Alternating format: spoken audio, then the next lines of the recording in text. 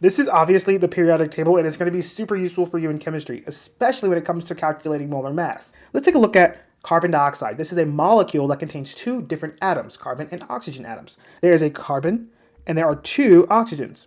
Let's set up what we're going to do here, and then we can go back and fill in the numbers.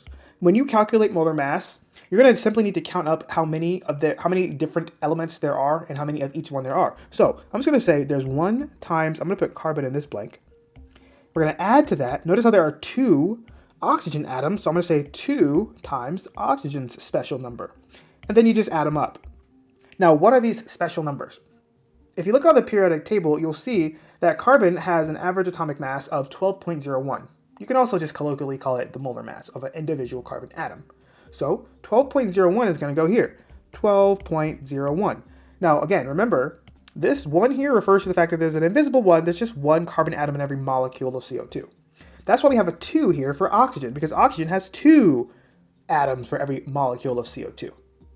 So, what is oxygen's special number? We're going to go back to the periodic table. We're going to see that oxygen has an average atomic mass of 16.00. You're going to use a decimal number, and that's because these whole numbers, those are the atomic numbers. That's the number of protons. We don't need that. You're going to use the average atomic mass, which is the decimal number. So oxygen is about 16. Now, if you're looking at your periodic table and you're like, mine doesn't say 16, mine says 15.999. They're rounded. They're all rounded to different levels of decimal points. And as you go through this, you'll typically find you can oftentimes get away with rounding to the nearest tenth, but never round to the nearest whole number. You want to at least keep the tenth. I recommend the hundredth. It just varies. So once you add these up, you're going to get approximately 44.01 grams per mole. Grams per mole are the units you're going to use for molar mass. Let's try another one. We have hydrogen we have 2 hydrogens and an oxygen, a familiar substance we know as water. So let's set up our molar mass calculation. We see here that there are 2 hydrogen atoms. So I'm putting 2 times hydrogen's special number, which I will add to. And now we still have oxygen again. In this case, a water molecule has just 1 oxygen atom per molecule. So it's 1 times oxygen's special number. And we're going to add those up, and we're going to get the molar mass for water. Now, on the periodic table, we can see that hydrogen's special number is 1.01. So what we're going to do with that information is we're going to put that here, 1.01, and oxygen still has the same average atomic mass of 16.00-ish, and that gives us roughly 18.02 grams per mole. That's the molar mass of water. We have another substance here. This is methane. It is a natural gas. It's flammable. It's the lightest hydrocarbon, and we already can see here that we have just 1 carbon atom in a molecule of methane. For hydrogen, we have 4 hydrogen atoms in every molecule of methane. So I'm going to put 4 times hydrogen's special number, and that gives us the average molar mass. Now at this point, you can probably see, well, carbon's still going to always be about 12.01, and hydrogen is still going to always be about 1.01. In reality, though, that number is like 1.008 if you want to be a little bit more precise. So rounding error is a small concern when it comes to calculating molar mass, because it really just depends on the periodic table and also just how much you need to have specific numbers. So roughly about 16.05 grams per mole is the molar mass for methane. But most of the time, especially when it gets deeper into the course, you'll just kind of chop off that last one and be like, it's about 16 or so. So this next one we have is NF3, which is nitrogen trifluoride.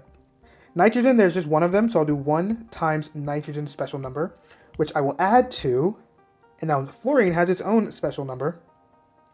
There are 3 of them, so it's going to be 3 times fluorine's special number, or 3 times fluorine's average atomic mass. And then you're going to get a number that's going to give you the molar mass of NF3. Now, if we look on the periodic table, nitrogen is about 14.01. And while we're here, we can grab that fluorine is about 19.00. So we have 14.01. And we're adding to that 3 fluorine atoms. So it's going to be 3 times 19.00. And that's going to give us an average, approximate molar mass for NF3 of roughly 71.0 or so. So we can write that down. 71, it's some change, so 71.01 grams per mole. And then lastly, we have potassium bromate. You can trust me on this, but if you were to calculate all of these, I'm just going to do them all in just one color.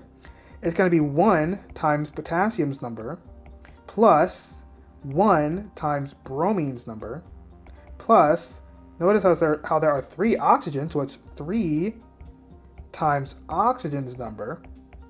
And you can fill in those numbers because you know what numbers will be. You can look on the periodic table and you can find potassium, you can find bromine, and you see oxygen's already there as a quite familiar element. And you'll get an average atomic or an approximate atomic mass of roughly 167.0 grams per mole. Molar mass is really easy to calculate so long as you know how to read molecular formulas. Reading chemical formulas is a bit of a skill. In the next video, we'll talk about how to do it with slightly more challenging ones where you have to do a little bit of extra math, but it's really nothing too bad.